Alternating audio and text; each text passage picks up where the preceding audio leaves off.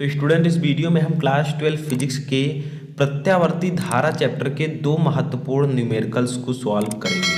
Student, आपको पता होगा कि क्लास 12 फिजिक्स में वैद्युत धारा, वैद्युत आवेश तथा क्षेत्र, गतिमान आवेश और चुंबकत्व के बाद जो सबसे ज़्यादा न्यूमेरिकल्स पूछे जाते हैं वो प्रत्यावर्ती धारा चैप्टर से ही पूछे जाते हैं। तो इस वीडियो में हम इस चैप्टर के दो महत्वपूर्ण न्यूमेरिकल्स को सॉल्व करने वाले हैं जो कि आपके बोर्ड एग्जाम में 99% पूछा जा सकता है। देखिए, नंबर 1 न्यूमेरिकल तो ये होगा जो कि एक छोटा सा न्यूमेरिकल होगा जो बेसिक न्यूमेरिकल है, और नंबर 2 न्यूमेरिकल जो है आपका वो ये है, ठीक है, जो कि ग्राफिकल न्यूमेरिकल है, जो कि आपको जानना बहुत ही ज़्यादा ज़रूरी है। तो स्टेप बाय स्टेप देखते रहिए, वीडियो को कट मत कीजिएगा, यानी कि मिस मत कीजिएगा, लास्ट तक देखते रहिए। देखिए क्या है, क्वेश्चन नंबर 1 हम न्यूमेरिकल देखते हैं। पढ़िए पहले न्यूमेरिकल को अच्छे से कि किसी परिपथ में प्रत्यावर्ती धारा का शीर्ष मान √2a है, धारा का वर्ग माध्य मूल मान RMS मान ज्ञात कीजिए। यानी कि आपसे कहा जा रहा है कि किसी परिपथ में प्रत्यावर्ती धारा का जो शीर्ष मान है वो √2a है। अब धारा का वर्ग माध्य मूल मान ज्ञात कीजिए। तो देखिए, न्यूमेरिकल्स में सिर्फ फार्मूला आपको पता होना चाहिए, आसानी से लग जाएगा, ठीक है। वीडियो को लाइक जरूर कीजिएगा, मैं आपके लिए ऐसे न्यूमेरिकल्स लाता रहूँगा। तो देखिए, इसे लगाएंगे कैसे, तो हमने पढ़ लिया न्यूमेरिकल को। अब हमें ये जानना है कि जो हमारा दिया गया है, ठीक है, √2 ये क्या है। तो देखिए, ये प्रत्यावर्ती धारा का शीर्ष मान है, प्रत्यावर्ती धारा का शीर्ष मान, ठीक है, ये आपका दिया गया है स्टूडेंट, ये आपका दिया गया है √2a, ठीक है। अब देखिए, इसे हम डिनोट किससे करते हैं, तो याद रखिएगा प्रत्यावर्ती धारा के शीर्ष मान को हम लोग डिनोट करते हैं स्मॉल I0 से, ठीक है, I0 से। समझ में आया, इतना समझ में आया। अब देखिए, आपको सिर्फ फार्मूला लगा देना है, ठीक है। धारा का वर्ग माध्य मूल मान का एक फार्मूला होता है, धारा का वर्ग माध्य मूल मान, ठीक है, इसका एक फार्मूला होता है। देखिए, आपको यही ज्ञात करना है, धारा का वर्ग माध्य मूल मान, तो हमें यही निकालना है। तो देखिए कैसे निकालेंगे, तो इसको धारा के वर्ग माध्य मूल मान को हम लोग डिनोट करते हैं IRMS से, ठीक है, IRMS से। तो IRMS इक्वल टू एक फार्मूला होता है, वो होता है I0 अपान √2, ठीक है, I0 अपान √2। समझ में आया इतना, तो ये फार्मूला याद रखिएगा, इसी पर हम रख देंगे, आसानी से न्यूमेरिकल आपका लग जाएगा। चलिए इसी पर ये रख देते हैं वैल्यू को। तो I0 की वैल्यू कितनी है, √2a, तो √2 लिख देंगे, ठीक है, और यहाँ पर भी हम लिख देंगे √2, क्योंकि √2 ये फार्मूले में है और √2 वैल्यू दी गई है। तो सिंपली है जो आपका आंसर आ जाएगा वो आ जाएगा IRMS, यानी कि धारा का वर्ग माध्य मूल मान इक्वल टू 1, ठीक है, 1, और a आपका जो लिखा था √2a में वो ऐसे रहेगा, यानी कि एम्पियर, ठीक है। तो ये आपकी वैल्यू यहाँ पर आ जाएगी, न्यूमेरिकल आपका लग गया। तो देखिए, सिर्फ आपको एक फार्मूला याद रखना है। मैंने कहा था कि पहला जो न्यूमेरिकल होगा वो एक बेसिक न्यूमेरिकल होगा, IRMS इक्वल टू I0 अपान √2, हमने वैल्यू रखा और आपका 1 एम्पियर आ गया, ठीक है। तो फर्स्ट न्यूमेरिकल जो है हमारा आ गया है। यहाँ पर जो आपका आंसर आएगा वो आएगा 1 एम्पियर, ठीक है। आगे बढ़ते हैं, हमारा सेकेंड न्यूमेरिकल क्या है। तो सेकेंड न्यूमेरिकल को पढ़िए और लगाइए, ठीक है। चलिए मैं बताता हूँ धीरे धीरे। दिए गए परिपथ में प्रत्यावर्ती स्रोत का विद्युत वाहक बल ज्ञात कीजिए। यानी कि एक परिपथ है जिसमें जो प्रतिरोध है उस पर विभवांतर है 40, जो धारिता है यानी कि संधारित्र है उस पर 20 वोल्ट का विभवांतर है, और जो प्रेरकत्व है उस पर 50 वोल्ट का विभवांतर है। अब आपको कैसे ज्ञात करना है, तो क्या क्या इसमें दिया गया है पहले उसे लिख देते हैं। तो देखिए, सेकेंड न्यूमेरिकल हमारा ये है, इसको सॉल्व करते हैं, ठीक है।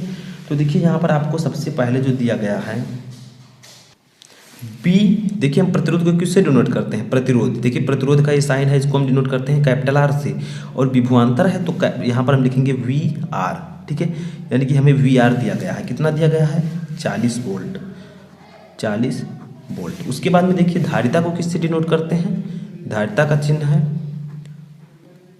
तो BC इक्वल टू दिया गया है 20 वोल्ट, सब कुछ दिया गया है देखिए यहाँ पर। उसके बाद में ये आपका प्रेरकत्व है, प्रेरकत्व को हम लोग डिनोट करते हैं L से, कैपिटल L, तो इस पर विभवांतर है तो हम लिखेंगे VL, equal to 50 volt, 50 volt. ठीक है, बस इसका काम खत्म चित्र का। अब देखिए आपको निकालना क्या है उसको समझिए। तो आपको यहाँ पर निकालना है विद्युत वाहक बल, यानी कि आपको निकालना है, देखिए यहाँ पर देखिए, दिए गए परिपथ में प्रत्यावर्ती स्रोत का विद्युत वाहक बल ज्ञात कीजिए। ठीक है, तो यहाँ पर आपको निकालना है, जैसे हम लोग यहाँ पर लिख देते हैं परिणामी विभवांतर। ठीक है, यानी कि आपको V की वैल्यू ज्ञात करनी है। समझ में आया? परिणामी विभवांतर जो आएगा वही आपका विद्युत वाहक बल होगा। याद रखिएगा, ये मैंने V क्यों लिखा है, क्योंकि यही इसकी जो वैल्यू आएगी वही आपकी विद्युत वाहक बल की वैल्यू होगी। तो देखिए अब हमें इन सभी जो सब के ऊपर विभव लगा हुआ है इसका परिणामी विभवांतर निकालना है। ठीक है, तो इसका एक फार्मूला होता है, उसको देख लेते हैं। तो होता है परिणामी विभवांतर, परिणामी विभवांतर को हम लोग नोट करते हैं कैपिटल V से। ठीक है, तो इसका जो फार्मूला होता है वो होता है अंडर रूट VR का स्क्वायर, ठीक है, प्लस छोटा ब्रैकेट BL माइनस VC का होल स्क्वायर। ठीक है, ये फार्मूला होता है, याद रखिएगा। परिणामी विभवांतर का फार्मूला होगा V equal to under root BR square plus BL minus BC square. कब?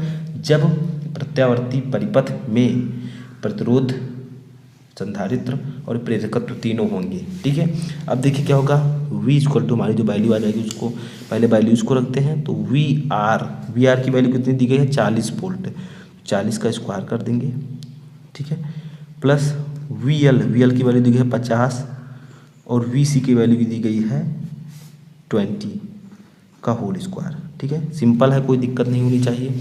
अब देखिए यहाँ पर V equal to under root 40 का स्क्वायर करेंगे कितना आएगा, 1600। ठीक है, प्लस ये आपका 50 में से 30 जाएगा, कितना बचेगा, 50 में से 20 जाएगा तो 30 का स्क्वायर। ठीक है, अब आगे बढ़ते हैं धीरे धीरे, बहुत ही सिंपल न्यूमेरिकल है ये। तो V इक्वल टू आपका आ जाएगा अंडर रूट 1600 प्लस 30 का स्क्वायर करेंगे तो 900 आएगा। ठीक है, अब टोटली आपका V इक्वल टू आएगा यहाँ पर अंडर रूट 2500। ठीक है, अब जब हम अंडर रूट यानी कि 2500 का वर्गमूल निकालेंगे, अंडर रूट इसका हटाएंगे तो आपका आ जाएगा 50। ठीक है, इसका वर्गमूल होगा तो 50 वोल्ट आपका परिणामी विभवांतर यहाँ पर आ चुका है। देखिए हमने कुछ किया नहीं है, सिर्फ न्यूमेरिकल्स का जो फार्मूला है उसी को लगा दिया है। तो आप अब लिख सकते हैं कि अतः प्रत्यावर्ती धारा स्रोत का विद्युत वाहक बल इक्वल टू 50 वोल्ट। मैंने आपको बताया था कि जो परिणामी विभवांतर होगा वही इसकी विद्युत वाहक बल होगी। तो ये आपका आंसर आ जाएगा। तो आई होप कि आपको ये न्यूमेरिकल अच्छे से समझ में आ चुका होगा। तो इस वीडियो में मैंने आपको 2 न्यूमेरिकल्स बताए। ठीक है, अब ऐसे मैं सभी चैप्टर के सभी न्यूमेरिकल्स को बताऊंगा और बहुत सारे न्यूमेरिकल्स को मैं पहले भी पढ़ा चुका हूं, तो इसको आप लोग जाकर देख सकते हैं। वीडियो कैसा लगा कमेंट बॉक्स में ज़रूर बताएं और वीडियो को लाइक करके इसे अपने दोस्तों के साथ भी शेयर करें ताकि उन्हें भी पता चल सके और वो भी अच्छे से अच्छी तैयारी कर सकें। तो इस वीडियो में फ़िलहाल इतना ही।